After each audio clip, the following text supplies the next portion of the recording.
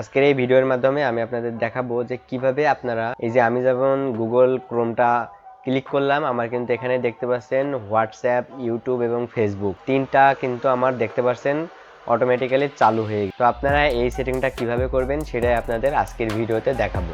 আপনাদের আর বারবার এরকম ভাবে নতুন করে ট্যাব ওপেন করে ইউটিউব, তারপরে ফেসবুক বা আদার্স কোনো লিঙ্ক যেটা আপনার নিত্যদিনে লাগে। তো ভিউয়ার্স, আজকে দেখাবো এই সেটিংটা কিভাবে করতে হয়। সেটিংটা করার জন্য আপনারা ক্রোম ব্রাউজার থেকে, গুগল ক্রোম ব্রাউজার যেই ব্রাউজারে সেটিংটা করতে চাচ্ছেন সেই ব্রাউজার থেকে এখানে থ্রি লাইন মেনু দেখতে পারবেন। থ্রি লাইন মেনুতে ক্লিক করবেন। এই থ্রি লাইন মেনুতে ক্লিক করার পর একদম নিচের দিকে এখানে আপনারা সেটিং নামের একটা অপশন দেখতে পারবেন। যে এখানে সেটিং দেখতে পাচ্ছেন, সেটিং এ ক্লিক করে দিবেন। সেটিং এ ক্লিক করার পর আপনারা এখান থেকে সরাসরি চলে যাবেন অন স্টেটআপ যে অপশনটা দেখতে পাচ্ছেন, এখান থেকে আপনারা এই অপশনটার ভিতরে প্রবেশ করুন। এই অপশনটার এখানে যাওয়ার পর আপনারা এখানে দুইটা অপশন পাবেন। আপনাদের ক্ষেত্রে কি হতে পারে, এখানে অন্যটা সিলেক্ট করা থাকতে পারে। আমার ক্ষেত্রে আমি এইটা সিলেক্ট করে রাখ। আপনারা এখান থেকে 3 নাম্বারটা সিলেক্ট করে দিন। এখান থেকে 3 নাম্বার অপশনটা সিলেক্ট করবেন এবং যেই ওয়েবসাইটগুলো আপনারা ওপেন করতে চাচ্ছেন সেই ওয়েবসাইটের লিঙ্কগুলো আমি যেভাবে দেখতে পাচ্ছেন ফেসবুক, ইউটিউব এবং হোয়াটসঅ্যাপের যে লিঙ্কগুলো এখানে দিয়ে রাখছি, আপনারা এখান থেকে অ্যাড নিউ পেজ অপশন